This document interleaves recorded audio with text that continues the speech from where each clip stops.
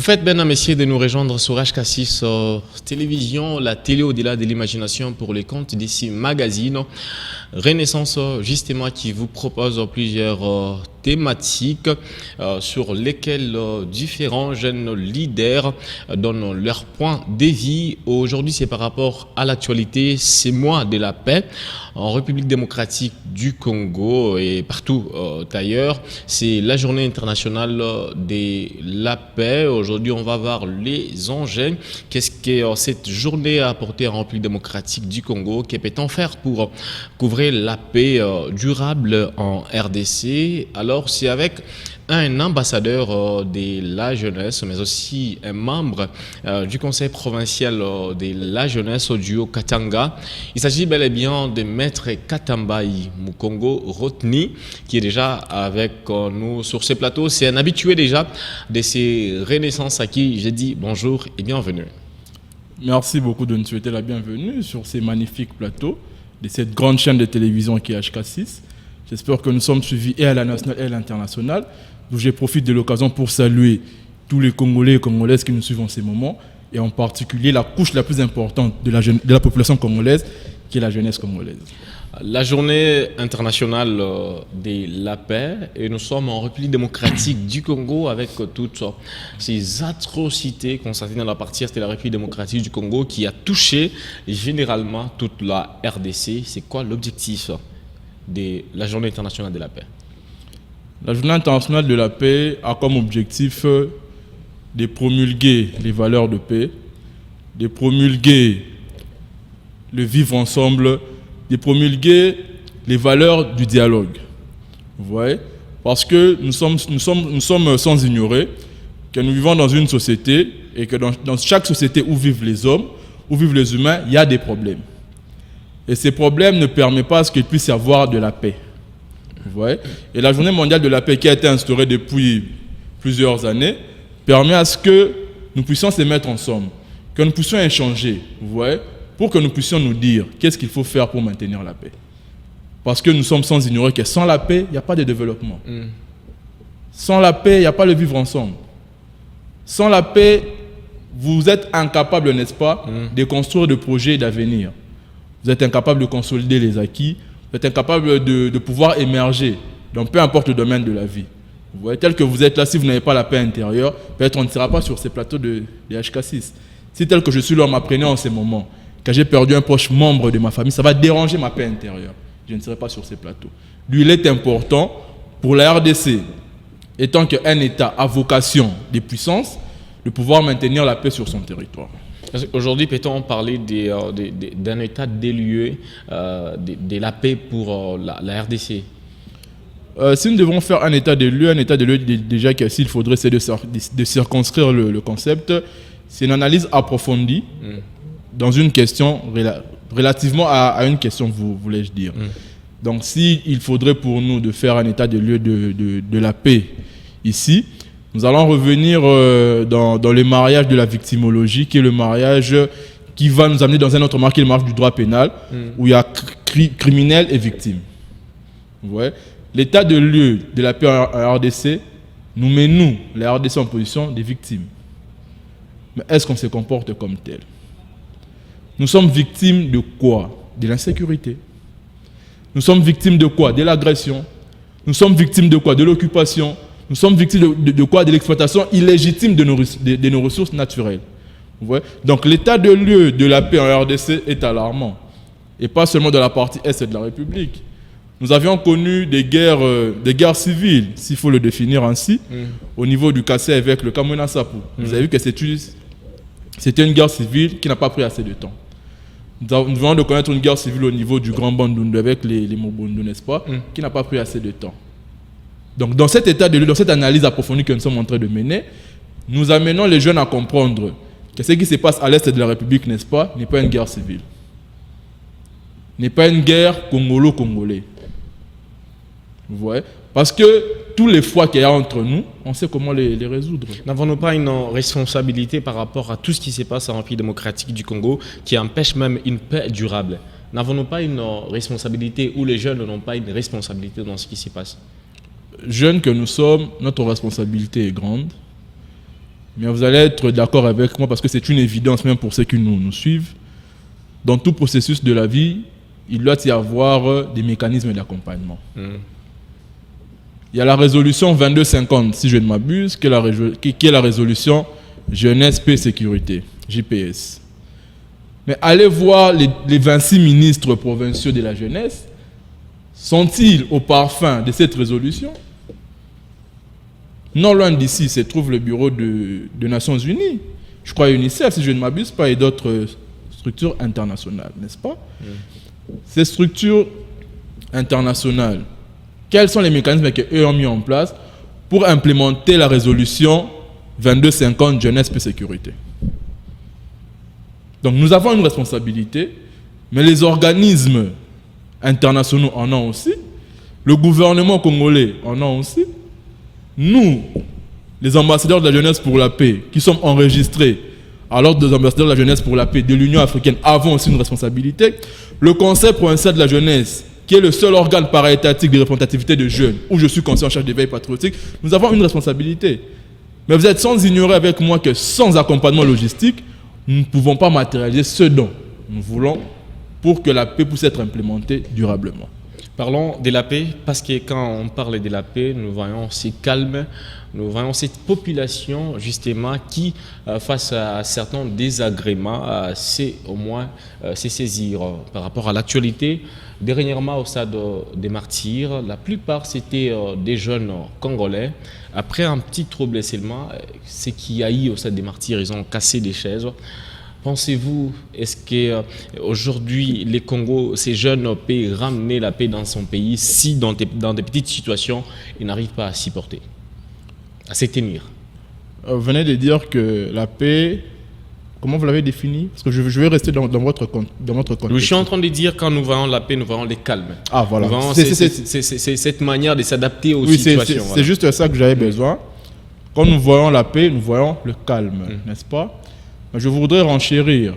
La paix, c'est l'absence de la guerre. Oui. La paix, c'est la présence semi-complète ou complète de ce calme-là. N'est-ce pas? Ce qui nous ramène au fait que la paix est une notion plurielle. Elle n'est pas une notion à prendre dans un seul angle, dans un aspect de la vie, non. Mais la paix, elle est psychologique. La paix, elle est alimentaire. La paix, elle est économique. La paix, elle est éducationnelle. Quand je parle de paix, n'est-ce pas? Parce que la paix nous ramène à la sécurité. Donc je veux nous ramener à tous ces différents concepts de la sécurité. Mais est-ce que ces jeunes-là ont la sécurité alimentaire? Ils ont la sécurité éducative? Ils ont la sécurité de l'emploi? C'est ça qui les a poussés à s'énerver vite, faire du désordre. Non, je ne justifie pas ces actes inciviques, n'est-ce pas? Mais j'appelle à la conscience collective. Ouais. Ce qui s'est passé au stade de martyr ne sont que corollaires des différents actes qui se passent avant. Et qu'est-ce qu'il faudrait faire? Il faudrait prévenir ces genres de corollaires. Comment nous devrons nous comporter étant qu'État? Comment nous devrons nous comporter étant jeunes pour ne pas arriver à ces genres de corollaires? Si vous, aujourd'hui, votre enfant vous demandez, papa Moukebo, j'ai besoin d'un sac pour aller à l'école. Vous ne nous donnez pas, mais vous rentrez ivre. Quel est le regard que cet enfant aura de vous? C'est la sécurité psychosociale de l'enfant qui est mise en danger. Ouais. Donc il y a tous ces différents aspects qui entrent en jeu. Je ne justifie pas ces actes inciviques, mais il est sûr que sur le plan sécuritaire, dans tout le domaine de la RDC aujourd'hui, en train de marcher à pas des tortues, les ancêtres nous rappellent que la tortue peut marcher lentement, mais arrive à destination. Mais la manière dont la tortue, qui est les léviathans congolais en train de marcher, n'est pas pour atteindre un but. Ouais, nous avançons en reculant, ce qui est triste. Ouais, d'où on appelle ceux-là qui ont une parcelle de pouvoir de donner les opportunités aux libres penseurs que nous sommes. J'espère que je suis protégé sur ces plateaux par l'article 22 de la Constitution, qui me donne le droit à m'exprimer, ainsi de suite. J'espère que je ne serai pas suivi par les CESAC. Alors, quels sont les mécanismes à mettre en place? Parce que nous avons vu, c'est les jeunes Ouazalendo qui justement, ces jeunes combattants se sont dit, nous aujourd'hui, nous allons sauver notre État, l'intégrité territoriale de la République démocratique du Congo. Ils se sont engagés aussi à combattre l'ennemi. Mais vous allez voir ces jeunes Wazalendo d'aujourd'hui qui réclament qu'ils soient soutenus d'une manière intégrale. Ne pensez-vous pas que vous, en tant qu'ambassadeur de la jeunesse, que la jeunesse donne beaucoup aujourd'hui pour être dessus après? La jeunesse donne beaucoup aujourd'hui pour être déçue après. Par rapport à ce que nous voyons. Il y a un point que j'ai toujours martelé sur ces plateaux Renaissance, qui est un plateau dont je suis familier. J'ai toujours martelé sur le problème de l'éducation. Avant de mener toute action d'envergure publique, il y a une phase préalable qui est la sensibilisation. Okay. Et c'est dans la sensibilisation que nous retrouvons l'éducation. Comment éduquez-vous cette masse? Ouais. Vous parlez de Wazalendo aujourd'hui qui se sont mis ensemble pour défendre la République et tout, mais ils ont un mandat de qui? Okay. Je l'ai dit sur un plateau de télé, les Wazalendo est une bombe à retardement pour la RDC. Expliquez-vous. parce que nous sommes, mesdames et messieurs, nous sommes en train de parler de cette journée internationale de la paix et nous avons fait un œil particulier en République démocratique du Congo qui fait face à des atrocités aujourd'hui dans la partie est de la République démocratique du Congo menacée par les rebelles de la FC M23. Alors vous, c'est ça qu'il est en train d'avancer là. Alors vous avez la parole. Merci. Lorsque nous disons que le Wazalendo est une bombe à retardement pour la RDC, nous allons revenir toujours dans le Haut-Katanga avec le problème des Maï Maï. Ils ont été nourris par la République en 1998 pour faire bloc à l'avancée des RCD. Pour faire bloc à l'avancée des RCD, mais il s'est fait que ces mêmes Maï Maï là du Katanga se sont transformés plusieurs années après comme étant des Bakata Katanga. Et ils ont mis en mal la province du Katanga à l'époque et la RDC à une certaine période, précisément la période de 2013, 2017 et 2019, n'est-ce pas? Nous avons connu plusieurs groupes d'autodéfense, n'est-ce pas, qui après ont eu les armes, se sont ralliés aux groupes terroristes qui occupent la RDC. Ouais. Donc cette histoire doit être bien réfléchie, doit être bien pensée par le ministère de la Défense. Malheureusement, qui va nous sortir un discours de film, bon.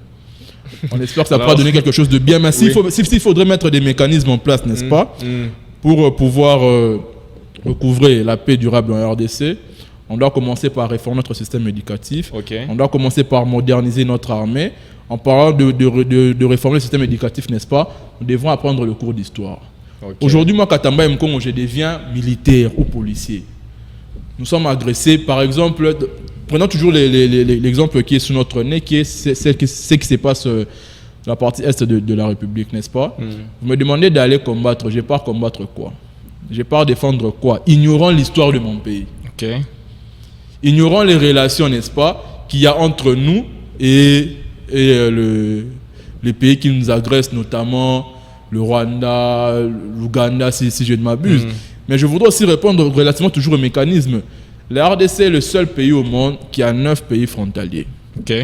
Donc s'il nous faudrait maintenir une paix durable relativement à la question de l'armée, n'est-ce pas, nous devons implanter des bases militaires dans tous les endroits où nous avons des frontières avec d'autres pays. Vous pouvez imaginer un pays qui a 9 pays frontaliers. On n'a pas de base militaire à l'Équateur.